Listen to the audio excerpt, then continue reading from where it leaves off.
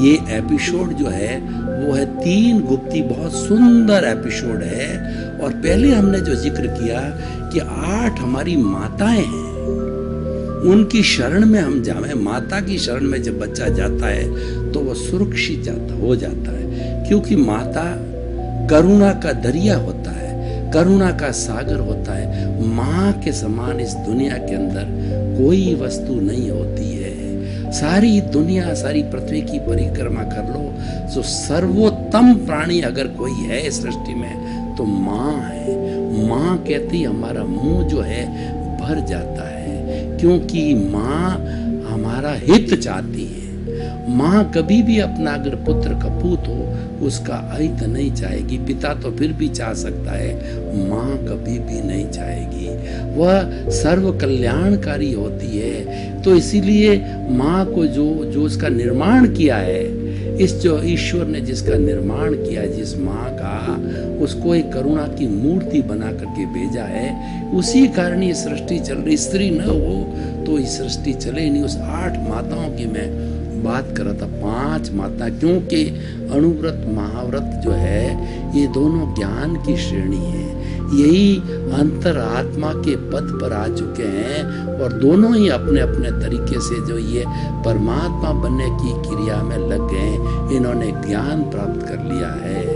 तो अब जो हम 8 आत्माओं में से 5, क्योंकि कोई हमको एक पद्धति लेकर के चलना पड़ता है, तो 5 जो माताओं की हमने बात करी, इरिया समिति, इरिया, भाषा, ऐष्णा, आदान, निक्षेप और उत्सर्जन समिति। अब 5 समितियों की बात कर चुके हैं। अब 3 गुप्ती की बात करेंगे। तीसरी जो है 3 और माताओं की बात करेंगे। वो 3 गुप्ती कौन सी है? मनोगुप्ती, वचन गुप्ती और काया गुप्ती। तीनों बहुत जरूरी है। ये जो हमको मन, वचन, काया रूपी जो शरीर मिला है, पूर्व जन्मों के कर्मों के भुगतान के लिए मिला है। इसमें भी मन, वचन, काया है। मन, वचन, काया के बिना व्यक्ति सृष्टि का कोई कार्य नहीं कर सकता। वह न भूत में जा सकता है, न भविष्य में जा सकता है, न वर्तमान में रह सकता है, न बोल सकता है, न खा सकता है, न पी सकता है। कोई भी कार्य नहीं कर सकता। वो तो डेड बॉडी हो जाएगा। इस डेड बॉडी को लाइव बॉडी बनाने के लिए मन, वचन, काया तीनों जैन परिभाषा में योग कहलाते हैं। ज्ञान की परिभाषा में इसको योग कहते हैं। योग का मतलब जोड़ना। ये शरीर को जोड़ती है, ये हमारे ज्ञान को जोड़ती है और ये हमारे व्यवहार जगत को निश्चय जगत से जोड़ती है। ये तीनों नहीं हो तो व्यवहार चल ही नहीं सकता। व्यवहार तो मन, वचन, काया के पीछे ही होता है। तो इसीलिए इसको गुप्ती, गुप्ती का मतलब गुप्त में रखने वाला।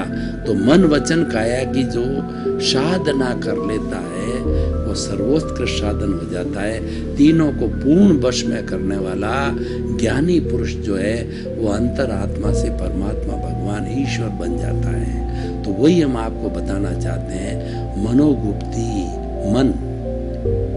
मन का कार्य होता है कि जो 5 मन के 2 कार्य हैं। तो 5 इंद्रियां जो बाहर से जो है वो 23 विषय लेकर के आती है। तो उनका कार्य विषयों को ग्रहण करना।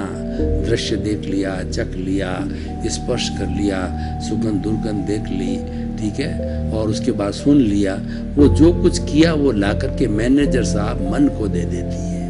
तो मन का एक कार्य हो गया कि 5 इंद्रियों के द्वारा लाए गए विषयों की जो है संयोजना करना, उसकी मैनेजरशिप करना एक कार्य है। दूसरा मनोगुप्ती का कार्य यह है कि भूत, भविष्य, वर्तमान में मन जाता है।